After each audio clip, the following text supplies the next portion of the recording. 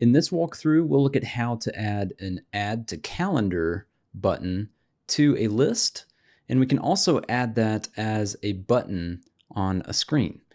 So to do this, what we're going to do is first add an events collection, because in order to add an event to a calendar, we have to have an event to pull from. So what I can do is go over here to my database here in Adalo. And right now I've just got a users collection, but I'm going to click to add a collection here, and I'm just going to call this one events. And you can see that it provides me with an initial text property here. But if I click on this, I'm going to actually rename this. Instead of calling it name, I'm just going to call this event title here. I'll go ahead and save this. And then the next thing that I'm going to do is an event needs a start date and an end date. So what I'm going to do is I'm going to add another property here, and I'm going to add a date and time property. If you add just a date, you won't have the ability to add time, and it will actually just make the event an entire day. So I want to make sure that I choose date and time, and I'll call this one start date and time. And I'm going to create another one here, another date and time property called end date and time. Okay, I'll go ahead and save this. So now what I need to do is I need to provide information about this collection on a screen somewhere. And the easiest way to do this is to either add a list component to an existing screen that you have, or you can actually add an entire screen itself. So if I want to pick a templated screen from here, I can just choose this simple list screen. That's how we're going to do it here. And I'll just call this events list. All right, so I'll create this screen. And you can see that it's created me a new screen here, and it's even went ahead and put the list on it. I'm going to go ahead and select this list, and all lists have to be tied to a collection. So over here in this left panel here, it's asking me, what is this a list of? And since we already created our events collection, I'm going to set this to events. And I don't need any filtering for this, but you could definitely filter this if you wanted to narrow down the options here. And then the next thing that I want to do is make sure that I turn on this right section here. So all I have to do is just kind of flip this toggle, and you can see that it has added an icon over on the right side of this list for me. Now I'm going to change the icon type to, or I'm going to keep it an icon, but I'm going to change the symbol here, and we're going to make this just a calendar. Okay, we'll click on that. And I'm also going to add an action here. And the action is going to be to link to a website. And instead of linking to an actual website, we're going to use a tool called Agacal. And I've already got the documentation pulled up for this in our Adalo help resources. You can find these at help.adalo.com.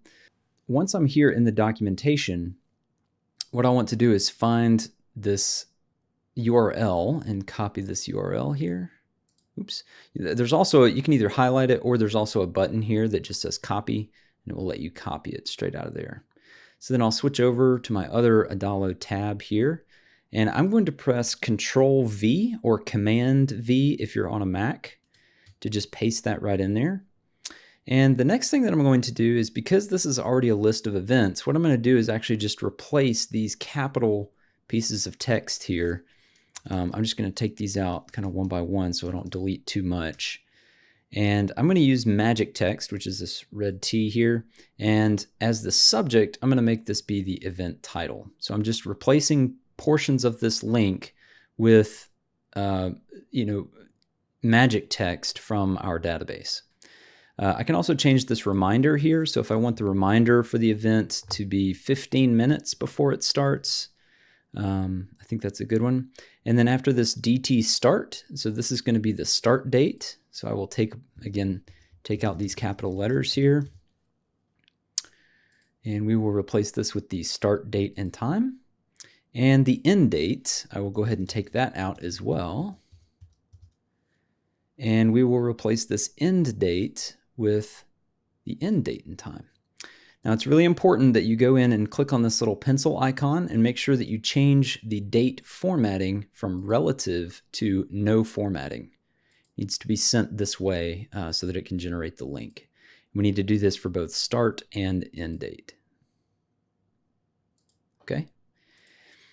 So that's how we add a add to calendar button. You can also do this to an individual button as well. So if you wanted to have a button on this screen and say that this list is actually on the home screen here, what I could have my users do is actually click on the event, be taken to maybe a details screen about the event, and access it that way.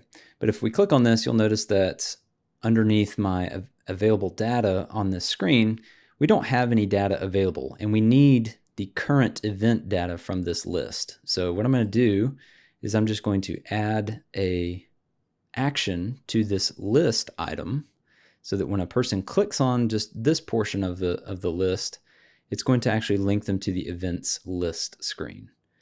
So let me go ahead and link to the events list here. And you can see that it's telling me that it's sending the data to the events list screen. And now what I can do is check this events list screen by clicking on this tab up here. And underneath available data, I have the current event data here. Okay. And now that I have that, I can actually make this button the add to calendar button if I want. Okay. And again, the same thing here, the same action is going to be placed on this button. So I'm just going to link to a website.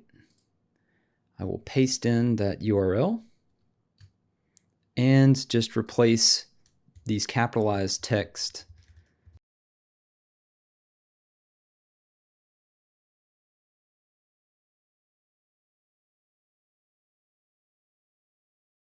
And there we have it.